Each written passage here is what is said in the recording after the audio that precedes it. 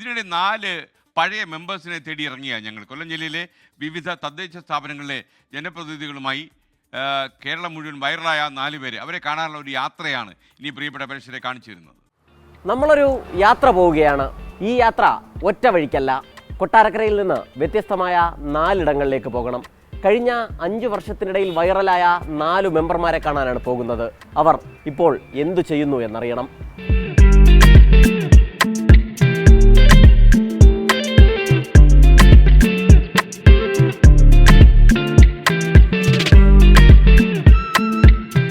ആദ്യമെത്തിയത് പത്തനാപുരം ഗ്രാമപഞ്ചായത്തിൽ. പഞ്ചായത്ത് അംഗമായ സാജു ഖാനാണ് ഇവിടത്തെ താരം.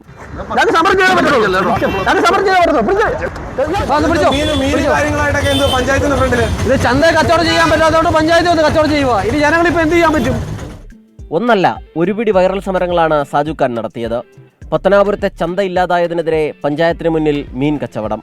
ശ്മശാനം പണിയാൻ 20 വർഷം മുൻപ് സ്ഥലം വാങ്ങിയിട്ടും പണി നടത്താത്തതിൽ പ്രതിഷേധിച്ച് ശവപ്പെട്ടിയുമായി പ്രതിഷേധം.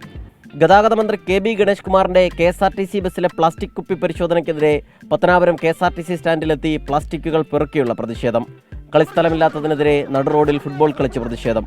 അങ്ങനെ നീളുന്നു സാജു ഖാന്റെ വ്യത്യസ്ത സമരങ്ങൾ. കോൺഗ്രസ് ടിക്കറ്റിൽ മത്സരിച്ച് ജയിച്ച സാജു ഖാൻ ഇത്തവണ മത്സര രംഗത്തില്ല.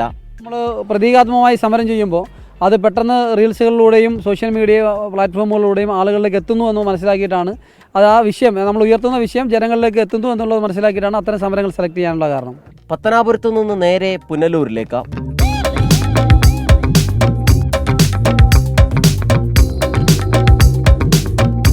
നഗരസഭാ കൗൺസിലറായ ഷൈൻ ബാബു ആണ് ഇവിടത്തെ താരം. കുടിവെള്ളം പൊട്ടിയൊഴുകുന്നതിനെതിരെ പുനലൂർ ചെങ്കോട്ട റോഡിൽ കട്ടിലിട്ട് ഒരു ദിവസം കിടന്നു. കുടിവെള്ള പ്രശ്നത്തിനെതിരെ വാട്ടർ അതോറിറ്റിയിൽ പോയി ഒരു ദിവസം കുളിയും പാസാക്കി.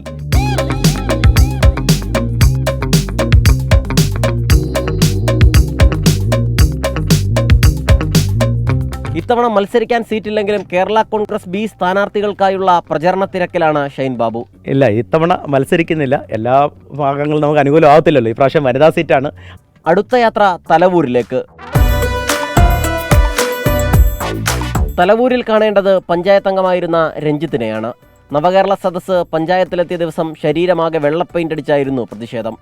വാർഡിൽ തുടർച്ചയായി കറണ്ട് കട്ട് പതിവായതോടെ 10ഓളം വീട്ടുകാരുടെ കറണ്ട് ബില്ലുകൾ ചില്ലറ തുട്ടുകളാക്കി ചാക്കിൽ KSEB ഓഫീസിൽ കൊണ്ടുപോയും പ്രതിഷേധിച്ചു.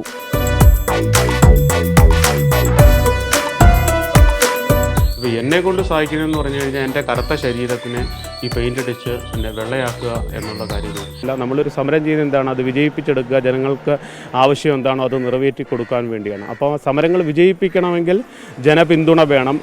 രഞ്ജിത്തും ഇത്തവണ മത്സരത്തിനില്ല. BJPക്കായുള്ള പ്രചരണത്തിന് മുന്നിലുണ്ട്.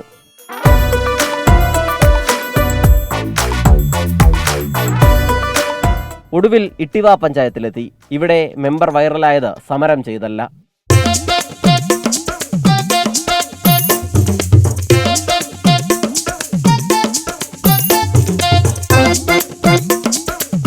ആ സമയം അങ്ങനത്തെ ഒരു സമയം കൊറോണ സമയമായിരുന്നു.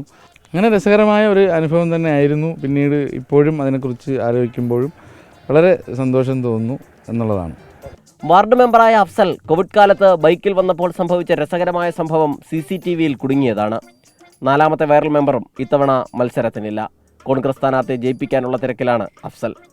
ചിരിപ്പിച്ചവരോട്, ചിന്തിപ്പിച്ചവരോട്, ജനങ്ങളോട് സേവനം ചെയ്തവരോട് ഈ ബോർഡിലെ വാചകം മാത്രം പറയുന്നു.